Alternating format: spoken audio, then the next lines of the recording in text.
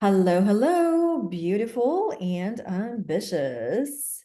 So I'm so excited about my episode today because I have a special guest who is also my friend, and I love collaborating with her. She's amazing. She has this beautiful personality and amazing smile. She's full of great ideas of what to do with money. And that's one of the reasons that I keep her around. She is the money expert, but I'm going to have her talk about who she is for a little bit. And welcome, Coach Rosa. Yay. Hi, Hello. Jules. Thank you so much for having me. It's such a pleasure to be here. And as you mentioned, collaborate once more. It's such a pleasure. Thank you. So, yeah, tell us when you go to networking events or when you talk to people and they say, "What do you do?" And your answer is, Yeah, generally speaking, I work with millennial women and I help them with money. I help them overcome overspending, interrupt their impulse shopping habits, and create a path to the financial future that they want to create. Awesome. I love how you said interrupt their impulse shopping habits. That's awesome. Well, let's see what's going to come up today. But let's go ahead and start with the common beliefs that you hear amongst your clients. Yeah, so there's so many of them, but some of the common ones are that, men do money better than women. Mm, I often get references to their partners, to their dads, about how they did it better and that, my client just didn't learn for mm, whatever reason. And a lot of it is also, I resonate with too, but like too much money makes you greedy. A lot of mm, them say things like, well, I don't want too much money. I just want to have enough. Like, I don't want to be rich, but I just want to have enough. mm, But as you and I know, Coach Jules, that like what is enough, right? You have to really define that for yourself. Ask a billionaire and he thinks $1 billion is not enough. So other things are very personal, like something is very wrong with me because, money does, or I can't attract money, or I repel money. mm, Um, yeah, and a lot of them on the personal front, a lot of them think that there is something almost like physically wrong with them because they have never been, quote unquote, good with money. So there, a lot of the times it's like something's wrong with me. I'm just bad with money. So it's like they disconnect themselves from like the possibility of even being good with it at any point. yeah, wow. Yeah, thank you for sharing that. Definitely common, and I can relate to a couple here for sure. So let's just ask you, are you good with money? That is such a loaded question. I love it. In general, I think that everybody is generally speaking good with money, even though the way I speak to a lot of, or the way I speak to my audience is like get good with money because they believe that they're not good with money. But I believe that women in general just have inherently, like they have inherently the possibility of just being good with money in general. Like, so it's like almost like they're born with it, but they just haven't tapped into it. And Mm, the reason I know is because, or the reason I believe this more is because there are even statistics around like investing and saving that show that women often get better returns than men. I mean, and this has been something that's been ongoing for years. It's not something that was just studied a year ago, but this is a result that has been ongoing for years. Like it's like known in the personal finance industry that women are generally better at investing than men. And that to me just speaks to that women are just inherently good with money, but we just don't know it. Right. mhm, And also I think that there's a lot to be said about just the society I think that we're kind of brought up in, and it like we're led to believe that just women can't be trusted, right? That Mhm. we're just spending willy-nilly, and that we just have money in our hands and we want to go spend it on trying to look good, or buying clothes or makeup or whatever. Mhm. So generally speaking, I think that every woman is good with money. And your question was about me. Yes, I do think I'm good with money, Okay. but that does not mean I do not make mistakes. I make plenty of mistakes, even having the tools that I have, knowing what I know, having like the strategy. I still make mistakes with money, but that doesn't take away from me believing that I am good with money, and me believing that every woman is good with money. Beautiful. I love it. Mhm. Well, let me come back to it. And yes, thanks for answering, but let me come back to it because that would be a little bit my field where I hang out. So let's see if I can give you Yeah. perspective. But what came to me when you were talking that women are generally better with money, they just don't know that. Because yes, there is a lot going on in our society that make us believe in a certain way or how we should be. And I think yes, that Right. clouds um our innate abilities that we already have. So it's good that we'll be talking about it. But what came for me from my personal experience, I remember when I came to America. So, and then I married my husband and all that. And I was 25 and I came from the socialistic country. So no capitalism, money wasn't really the talk of the talks, and everybody was making the same. And the first thing I did, and my husband is fine and he's open, and I looked at his financial situation and I said, okay, we just have to pay this credit card off and then this credit card off and this credit card off, and you're not going to spend anymore. And by the way, you're not going to be also using ATM because that's like $2 every time you spend it. Right. So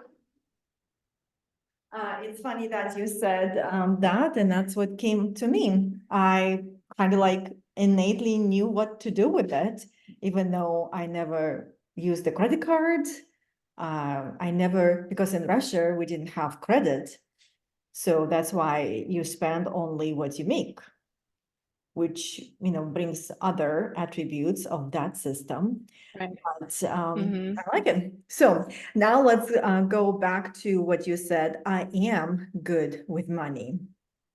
And I think that's where I see a lot of us trip over. And that's what I coach women on quite a bit. So, and that is I am. Because when we say I am, that becomes who we are. We identify with that. I'm either good with money or I am bad with money. And we're going back to that ping ponging. So if I made mistake, ooh, I'm bad with money because I am is that state of consciousness. Hmm. That's why I am, it's like that worthiness. And then we attach two different concepts, which is like financial concept, money. But now we just attach that by saying I am. And a lot of that becomes of our identity, just like you said, when you start thinking that I am bad with money, I'm not even giving myself possibility to think differently because that Yes. becomes like that sticky point. So that's why I always like to separate that. Like you are unlimited as you are from that spirit soul perspective, but can you improve your skills at handling money? And then when we separate that, that becomes a behavior, that becomes like learning a skill, that becomes, okay, I'm gonna take Rose's classes and become better with money or how to handle them, how to invest, what to do, how to circulate, right? So, and I think that's a very important distinguish in our conversation to make because many brilliant women get very much trapped because they identify themselves, I'm bad with money, or I'm not worthy making that much, or who am I? And that becomes Right. that evil stick with two ends of either punishing or rewarding, either punishing Yes, or rewarding. And, exactly. we can have the whole episode on that. So any thoughts from you?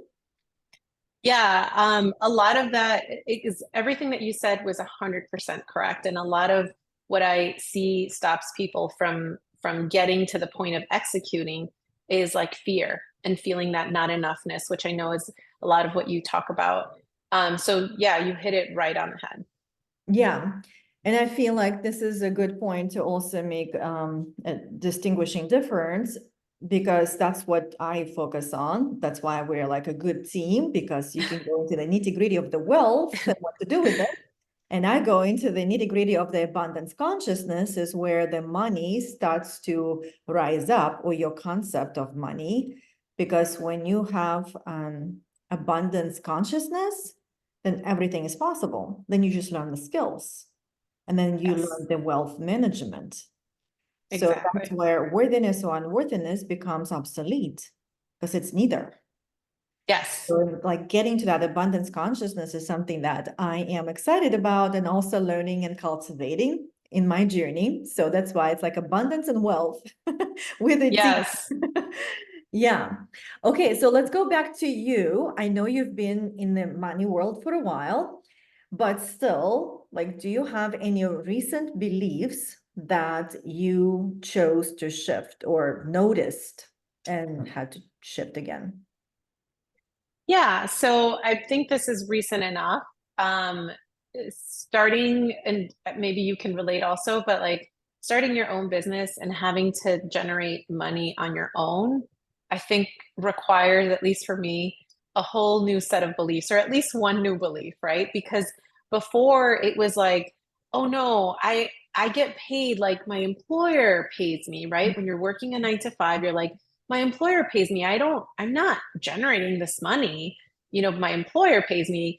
And before I shifted into starting a business, I had to spend some time shifting that belief of like, no, my employer's not paying me. I'm generating value, putting it out into the world, and my compensation just happens to be what my employer is paying me. But I can take that same value and put it in a different environment and generate the same or more or different money. It's just so it's almost like you're taking the ownership back of the money you're generating to you versus placing it on your employer. And I think it's just such a more powerful place to come from, because then you're not going to be afraid. If you are in a 9 to 5, you're not afraid from shifting from one thing to another, from one employer to another, because you know that you're the one that's housing that power, that value. And it's not the employer that you just kind of got lucky with, right? Because that was also something that I used to think is like, when I switched from my first job to my second job, I was like, I don't know who's going to hire me. Like, I'll be lucky if I get hired. Like, I had a lot of very limiting thoughts about that. And in shifting to kind of starting your own business, it's like, oh, wait, the value was in me. So that means I can bring that Mhm. value to a different environment, AKA the business, and um, generate more money there, or replace it, or whatever somebody's goal would be at the time. But I think practicing that value, or that new belief, is has been important in this whole process of having my own business. So Yeah, yeah, definitely. yes, I love that we are talking about it. So yeah, because in my practice, I love relying on laws of the universe, laws of the nature, because that's something is available to us and we can always learn from it. And one of the Yes. laws, which is one of my favorite, and that's the one I believe you're talking about, so let me know how it relates. That's the law of cause and effect. So you are the cause of the effect that you can create, which also requires a higher level of responsibility. So, and of course, when you are becoming an entrepreneur and you have passion for that and you're sticking Yep. around, like one of the characteristics we want to learn and cultivate is taking responsibility. That's why I believe a lot of the world, and I used to be there as well. I don't know about you, but I definitely was before in the victim type mentality, which was luck part of the journey. And Hmm. if luck runs out, you're Right. doomed. That's where my stories went. I was like, okay, then, God doesn't love me and I'm not blessed. And look at all those people, and that's it. And then we're lucky again, and it's like, yay. And then you're Yep. just basically slaving to luck.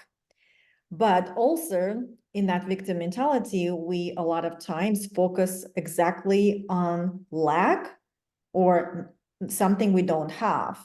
Because, like, I don't have money, I need money, right?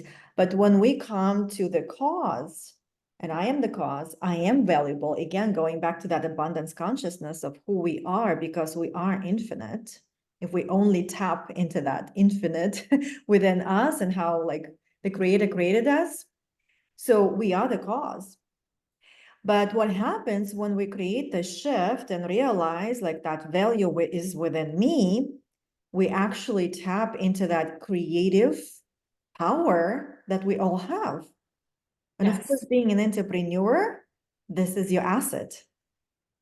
But as soon as you go into other beliefs and going back to that victim and the luck, you actually stifle yourself away from creativity, which is resourcefulness. Yes.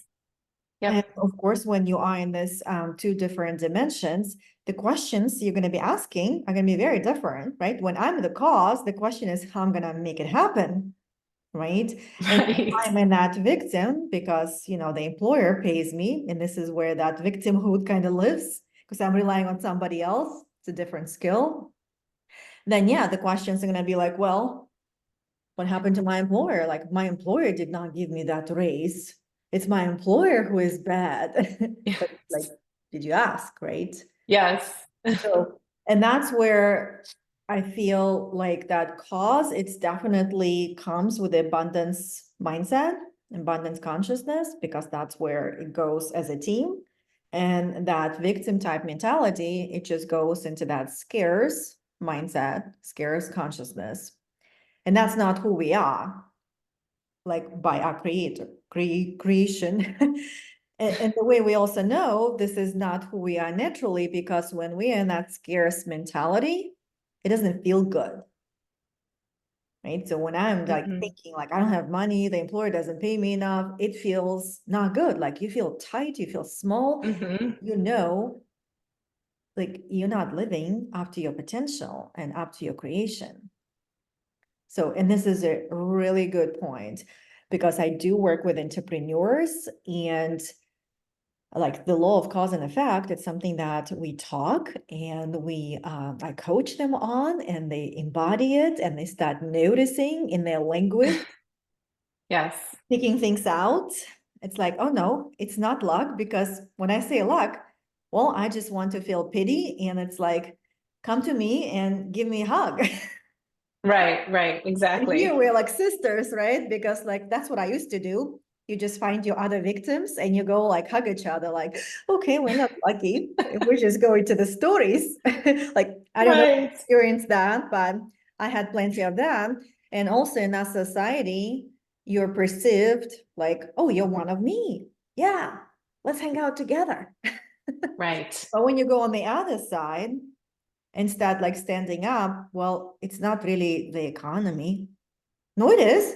Uh, well, but you are the cause. Like, what can you do in the economy that you have? And then suddenly you become like, ah, I don't know why you think like this. Unrelatable, right?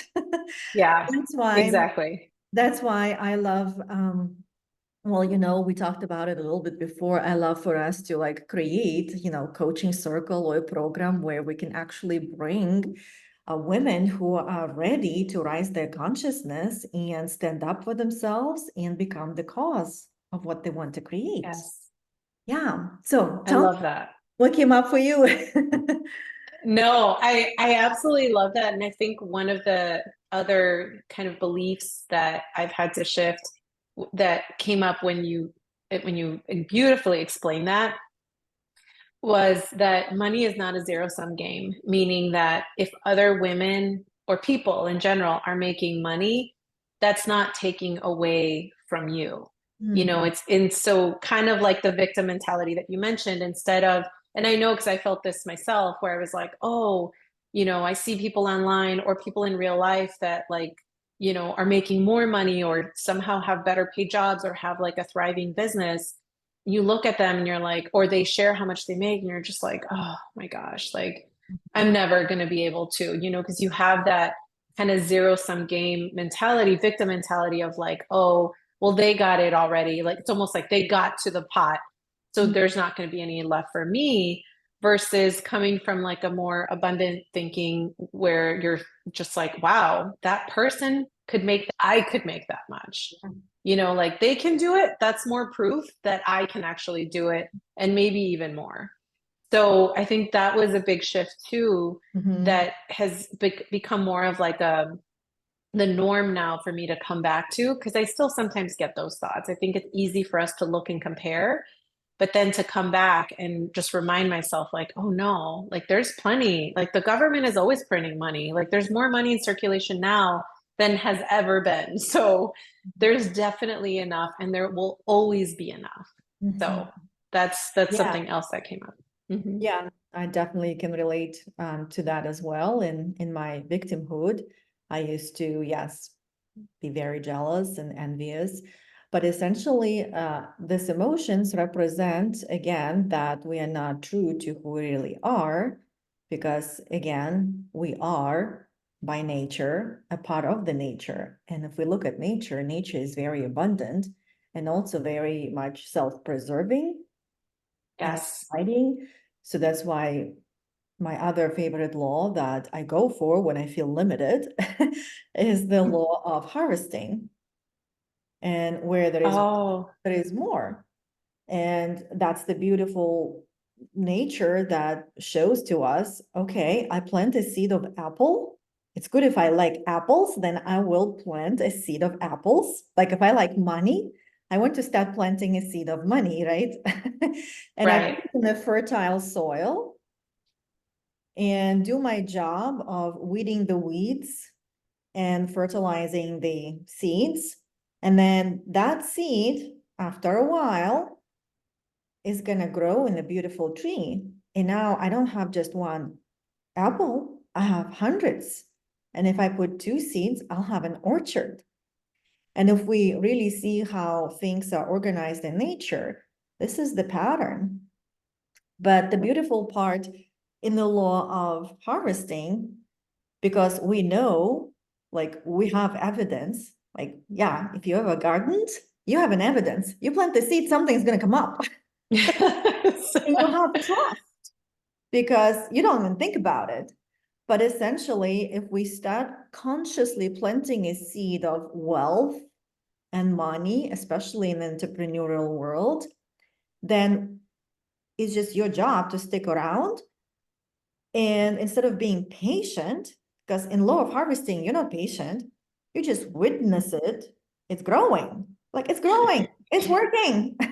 And sometimes you forget to pour water on your garden, and it's like it's still going. It's Like we have a garden, you know, in our house, and those tomatoes, and sometimes like, oh, I forgot, like a week goes by and I still didn't have like any water on them. It's been so hot, and they keep going, right? yes. And if we just start learning from the nature and then work with our own inner world and keep re-weeding or weeding out the thoughts and keep nourishing the other thoughts. And then again, instead of being patient, just have faith. That's it. Like recommit to faith and witness Yes. it that it's already working. And of course, I work with those ambitious women, and I used to be one of them, and I'm still recovering. So I have those moments as well, because it's like, it's never enough. It's never working. It's never enough. It's never working. And then what do? You work harder. It's like, I have to work hard to make more money. And then who do you become? An alcoholic. Not, no, A workaholic, workaholic. I have to say. The other way. Well, you kind of need There to be might be an alcohol alcoholic in the too, mix because too. you start drinking. Yes. Yes. Yeah, Yeah. but workaholic, right? So, and then, yes, you coach those women, it's like, well, how do you want to feel? I want to feel at peace and present. Well, guess what? You have to learn other ways to make money. Yes. And working hard is only gonna make you burn out and stressed out, and essentially you're gonna drop down, and you know, people will maybe start calling you a workaholic, and that doesn't sound good, right? So yeah, that's the law of harvesting, and that helps me just refocus and just kind of remove myself from my limiting mind perspective, because I have my moments, and then just zone out to like, no, in nature, like, look at that. Try to count leaves and the colors. Yeah. It was like, God definitely did not have luck running out. It kept going, Yeah. And to, going, going. Mm-hmm. yeah. And to add to that nature example, which it just kind of connected for me, is that there's some parts in Mexico where there's like large areas, acreages, or yeah, acres of land. I don't exactly know how many, but I learned that in order to plant crops or whatever they're going to grow, they actually do like a organized burning of the land where they like burn everything down. It's like almost like a forest fire, but controlled. And that leaves the dirt in optimal condition to plant whatever they're going to plant. So I was shocked when I heard that. Well, when we were in Mexico, I was like, why is there like forest fire? I immediately thought, and it was like, no, that's actually done intentionally because that like rebirths the land, which is Mm-hmm. kind of like in the example that you're talking about. I feel like even that's something good to kind of envision in terms of nature about how, like, even when it feels like you're starting from point one or wherever you're starting, or it feels like, somebody that I worked with had just gotten divorced. They felt like they were starting all over. So things like that, it feels almost like you're barely starting. Like it's almost kind of like the best place to be in because you have a lot of experience. Mm-hmm. You have good teachers, you have resources, and the most important part, you have your brain. Yeah, That's like going to guide you along the way. Yeah. back to what you said earlier. Yes, you are the value. You are the constant in Yes. ever-changing ebb and flow, which is another law of rhythm, and that's the nature. So there is always patterns changing, but as long as they are changing, then there is flow. And when there is flow, the energy is flowing and reorganizing itself. But we as humans, with our ego mind, that we subconscious mind, where we try to operate from, we limit ourselves. We create that friction, and then we hold, and we're tight and tight again. And when we are tight, there is no space. There's no space for growth. There is no space for expansion. There is no space for looking at it differently and like see the possibility. That's why coaching, like I always like to say, creates miracles when you're willing and open. So because Yes. miracle is just a shift in perspective. Like I had a client Hmm. yesterday, and I've been working with her for a while, and she told me yesterday, it's like, I don't know, it's kind of crazy. Like I have this now like abundance everywhere, and it's like everything is just so different, but like I'm still the same person. Is this really weird? Like I never thought about it like that. I never felt like this way. I'm like, yeah, it's just shift in perspective because your whole Yeah. consciousness shifted like and reorganized itself. Hmm.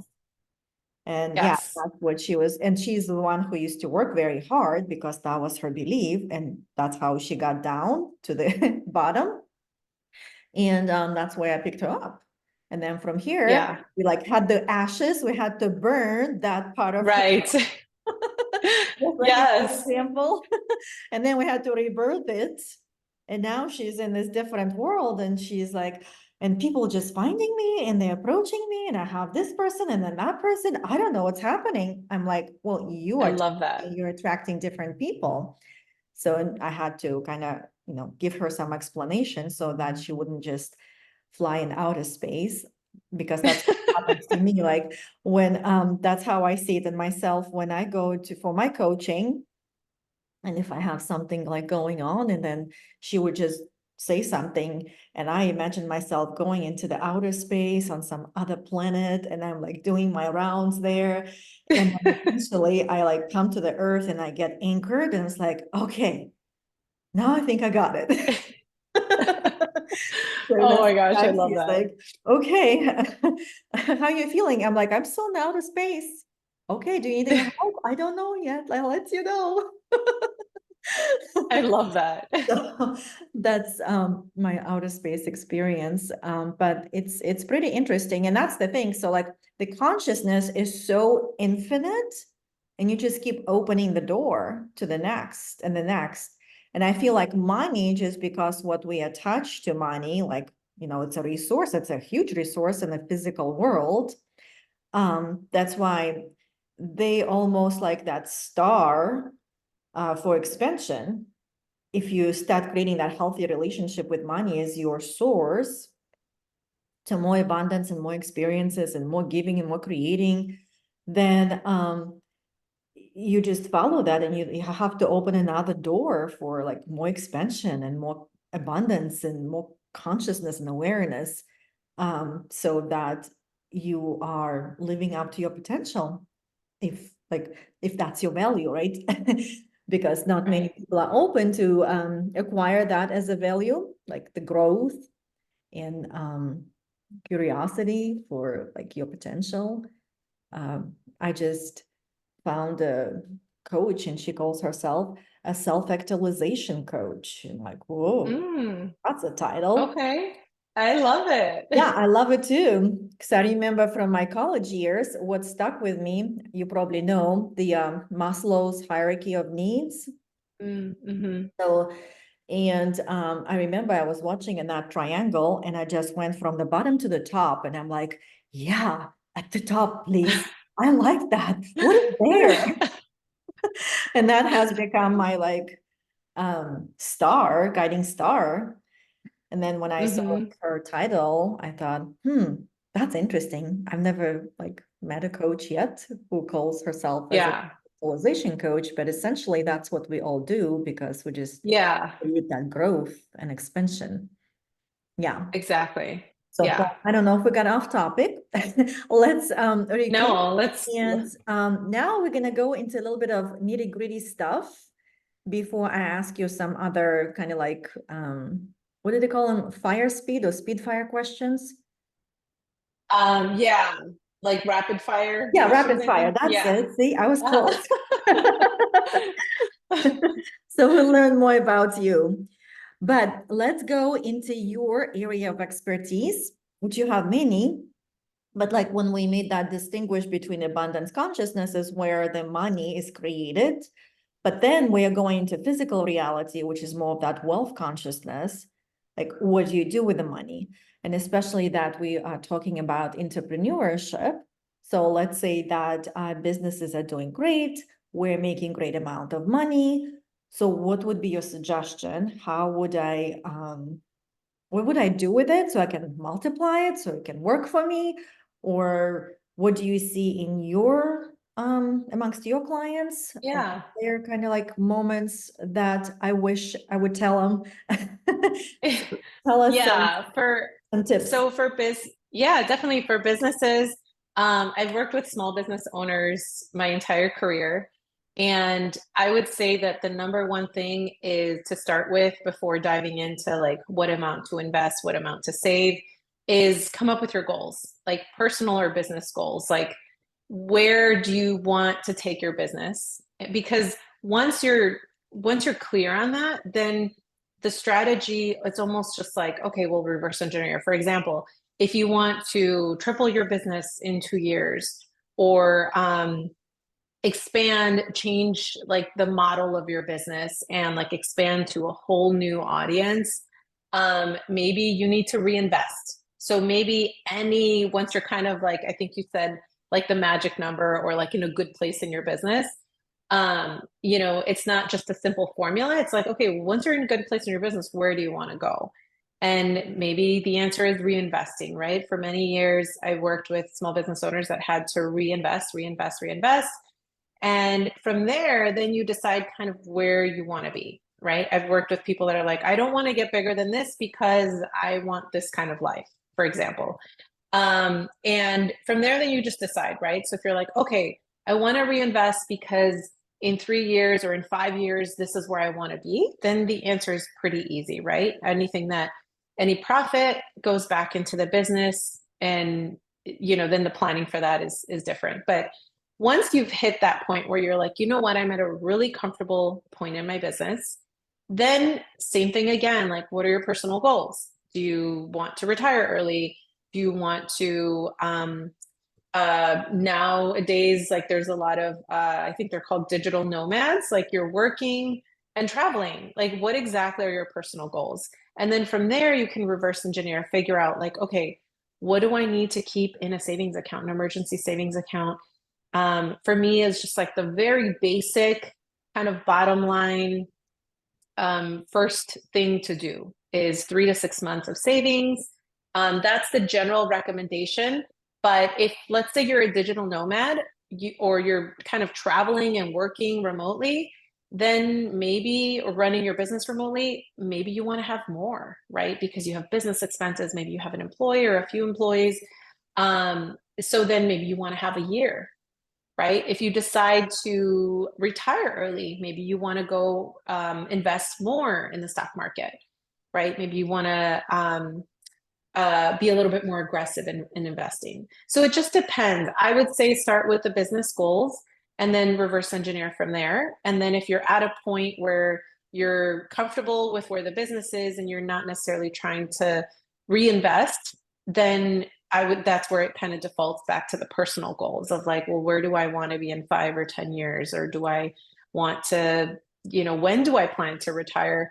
I am working with somebody that she says she doesn't want to retire for, many, many years to come. And she's almost 60. Oh So, my God. yeah, so everyone has different goals. Some people like working, some people want to stay busy. Some people don't have something to fall back on, right? Mhm. Maybe this is their retirement plan, or maybe some people just feel more fulfilled Mhm. running a business, or just doing something for themselves. So yeah, those are my kind of like basic, kind of quick tips for that. Yeah, that's awesome. And yeah, I feel like where I would probably contribute from my perspective, I know you kind of mentioned it, um, but there is also a sense of, especially like for that lady who is 60, right? You've been doing the same thing and you've been kind of like comfortable. And when we talk about the business, maybe it's still kind of like that dry and you have to sort of like follow some things there. But what if we bring the lifestyle and just like really reverse engineer from the lifestyle so that create the business that supports that lifestyle? And that's where I see in my clients when we start talking about the lifestyle, but they're like very businessy and very just funnel oriented sometimes. The most challenging question I'd start asking them, but what do you want? No, no, no. What do you want to do for fun? No, no, no. What brings you joy? And that's where like their business mind has to reorganize itself. And sometimes it Like, takes, what's joy? yeah, exactly. Sometimes it takes so many sessions and questions. And I would like literally assign them assignments like, okay, for this week, you're gonna just start asking what brings me joy, like 15,000 times a day, and start with little things like, do you like drinking coffee in the morning, does it bring you joy? Start saying it like, okay, what brings me joy? Yeah, coffee in the morning. Like start small, what you're already doing, and then can we expand that? Yes. So, and it's a very challenging question for many women who, again, like I work with ambitious, very tunnel oriented, high achievers, organized, controlled, all of that. So like the business is tight, but at the same time, they come to me, There's, it's like something is missing. Well, and what's missing yeah. is that lifestyle. Like you create your business to be a lifestyle. And it becomes like this big circle and you're there. And then you have other little things here and there that you focus sometimes, which is like that reverse engineer. Okay, let's go Right. like shrink that, allow some time here, because essentially what you're working for is freedom of time. Let's start reverse engineering it Yes. and creating that freedom of time now, so that you start being that what you created, and then start living the lifestyle. It's gonna be way more fun. Yeah. It's like And that I think good to after add to that, Go ahead. yeah. And to add to what you were just saying is that in practice, I think when you start focusing on, or when you start limiting your time, your brain immediately starts focusing on the most important things, because then now you maybe have less time. You're like, okay, I have less time that I'm going to be working right on the clock, let's say, because I want to work less. And then all of a sudden, you're not being bogged down with all the little tiny administrative things that you can easily like pass off to somebody else, or maybe they're not even that important, but we somehow think that it's important and then focus on them instead of like the things that actually move the needle. Yes, So yes, that's, you are yeah, correct, because you need to have space, because it requires different part of the brain and more of that creativity. That's why we start exploring like movements or something that you can start going or doing, so that starts reinforcing that other part of the brain. Oh, like pleasure is good. I'm not supposed to be working all the time. right. We are basically kind of like making a circle here where we started and we had money and worth, but now we have accomplishments, doing, and worth. So this is again that concept of I am, and we get tripped over when I am not busy, and when I am not doing, and when I'm not accomplishing. Who am I? That's where like that big question, because again, I am became I'm busy. When I'm busy, I'm somebody. When I'm busy, I'm Right. significant. When I'm busy, I'm a business owner. But when Right. I'm Right. Right. busy, and now you're asking me to like create some joy, I don't know who I am. So that's like that other moment when we glue two different concepts together, and we forgot to play. We forgot to actually experience pleasure and joy from all that work we have been doing.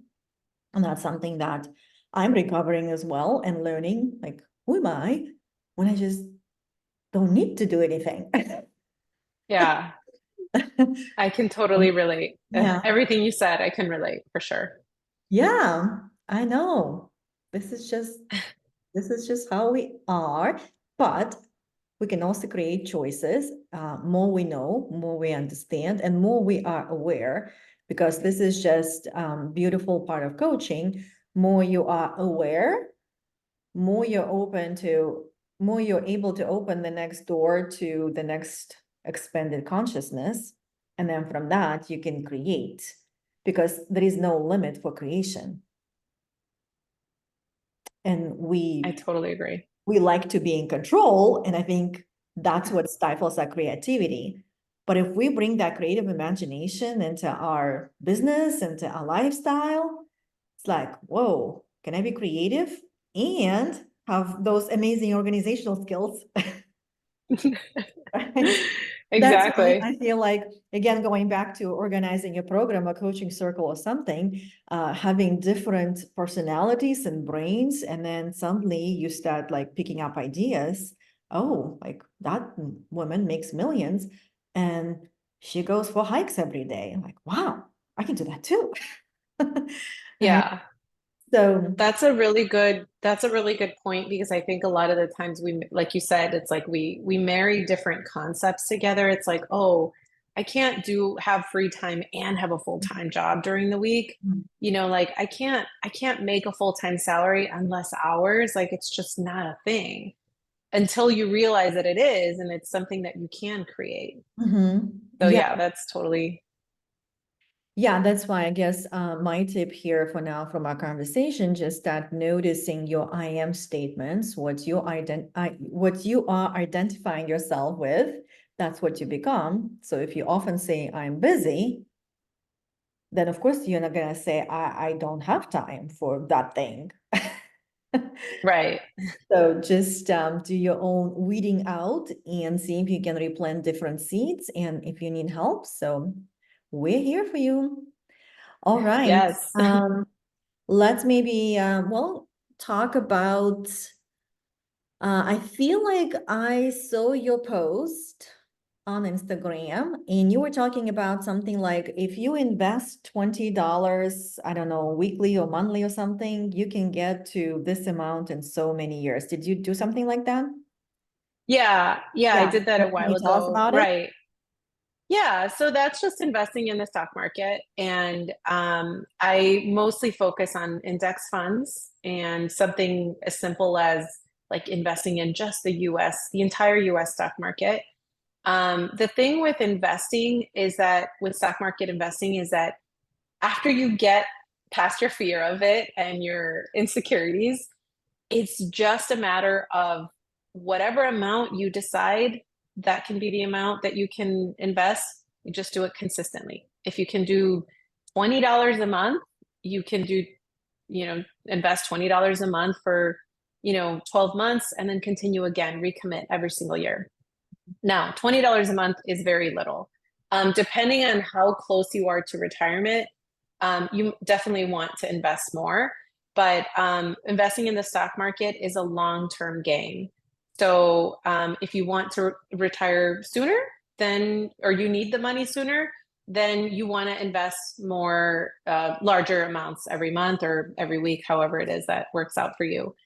But it really is a long-term game. So I always recommend if you need the money in the next 5 to 10 years, do not invest in the stock market. You're better off putting your money in a high yield savings account, which now because interest rates are so high, they're returning almost 5%, which is amazing. I think it's like 4.75 or something. Nice. Yeah, it's pretty amazing. So yeah. But if you plan to use it for retirement in 10 to 15 years, then definitely I would just recommend investing in the stock market. People tend to overcomplicate it. You can actually even learn how to invest in the stock market, probably from like free YouTube videos. It's very simple. But what I find is that women need the most help with the mindset part, is getting over the fear, coming up with a goal, figuring out what it is that they even want. Like, do they want to invest in the stock market? Some people decide to just invest in themselves. Maybe they want to invest in their business or invest in their skills, so that they can generate more money in the future. That's actually a very unique, I think, opinion that I adopted from somebody that said that the best investment in this world is not the stock market. It's not like the hottest stock. It's not the hottest company. It's you. And the reason being that like you have 100% control, going back to the empowered versus victim mentality, you have 100% control over how you can create, right? You have, first of all, the possibilities are infinite. They're not going to happen overnight, but they're infinite. And anything that you invest in yourself, you're going to eventually get something out of, whether it's in just feeling more joy, like you said, that to me is worth money. Living a more fulfilling life, or it can even be generating more money or the amount of money that you want to generate. So Yeah. that was kind of like a unique perspective that I was like, oh no, the best investment is the stock market because then I can just put consistently. I know these companies are going to, continue growing, and if they're not, they're swapped out. I mean, you're basically investing in a group of, if you're investing in the entire stock market, you're taking like a small sliver of ownership in 1,000 companies. Now, Mhm. the likelihood of 1,000 companies going under is very minimal. And if it does go under, then probably money doesn't matter anymore at that point because maybe the world is ending. I don't know. Yeah. But it's something that is, I think, a resource that is not as tapped into as it is with men. And going back to one of the first things that I said in the beginning is that women that invest in the stock market make higher returns, but there isn't as much money in the hands of women. So women aren't usually investing as much, right? So that's the interesting kind of phenomenon. It's like we're making better decisions with our money, but we don't have as much money in our hands to make those decisions with. So that's Yes. just kind of something interesting. And I think that's kind of a little bit of both of our missions is to help kind of tap into that like abundance part of that already exists in every woman. So Yeah, exactly. So, and it's just help women to uh, feel the power and see the power and reclaim the power that is within them already. And something that you did also mention, and I talked about it before, it's that question, what do you want? Because I feel like in our society and how we've been conditioned, we have a challenging time with desiring, especially desiring fun, pleasure, and that kind of stuff. And yes. uh, that's where the work needs to happen. That's why I Yes. coach my clients quite a bit on the difference, first of all, between desiring and wanting, between just like exercising your imagination and dreaming, because everything we create starts in the imagination. But when Right. you're blocking yourself from that, from what's natural to you as a human, as a spirit, right? Not because you're a woman or man, like there are lots of lost opportunities.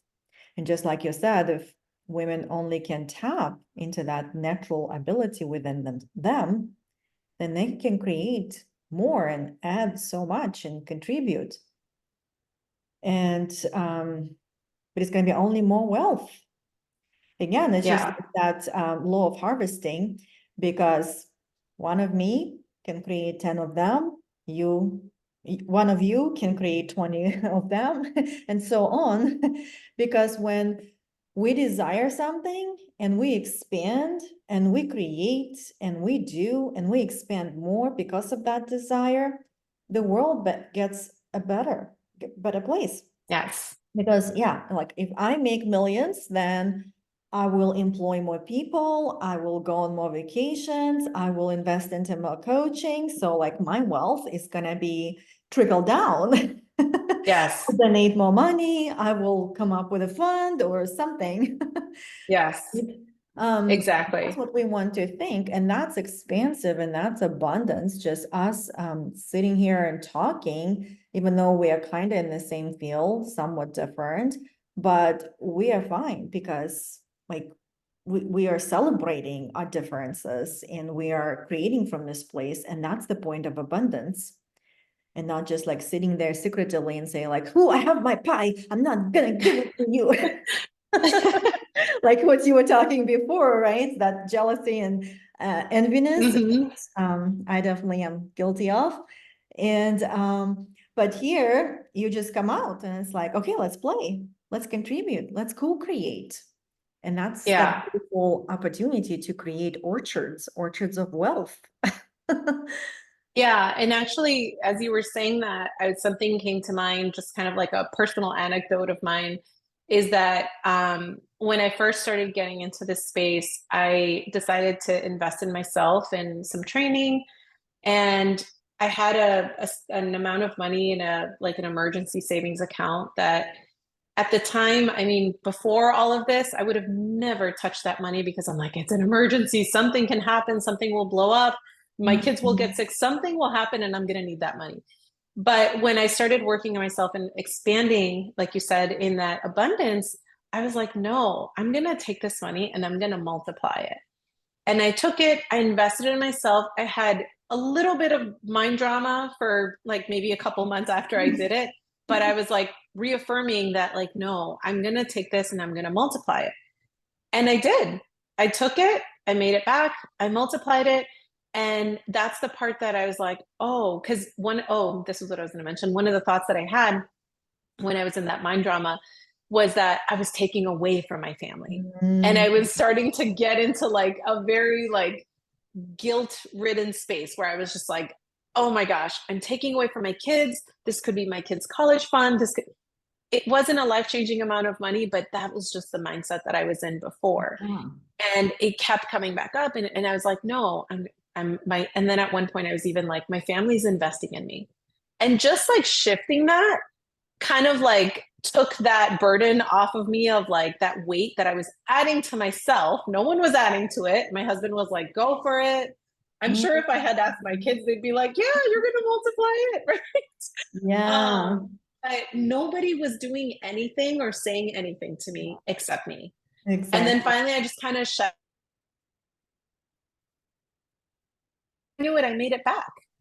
It Awesome. wasn't even, yeah, it wasn't even like a thing anymore. It wasn't even my realm of thinking. That's a great So I just thought example. I'd, Yes, thank you for sharing. And again, just to kind of break it down and go back to the law of cause and effect. So this is exactly it. So the effect was it's not enough. And what you're focusing, oh, I'm going to take it away from them. And who am I when I do this and all of that? And what you're focusing is exactly that lack, and it's not enough. So and that's where you get stuck in that victimhood, and I'm doing something wrong and all of this. But as soon as you were able to bring it to your awareness and look at it and then question it, because I know you can, and then yes, suddenly it shifted you to more creative force and actually your inherent power of being the cause. And then yes. suddenly the law of attraction went from lack, let's create more lack, because that's where the focus goes, right?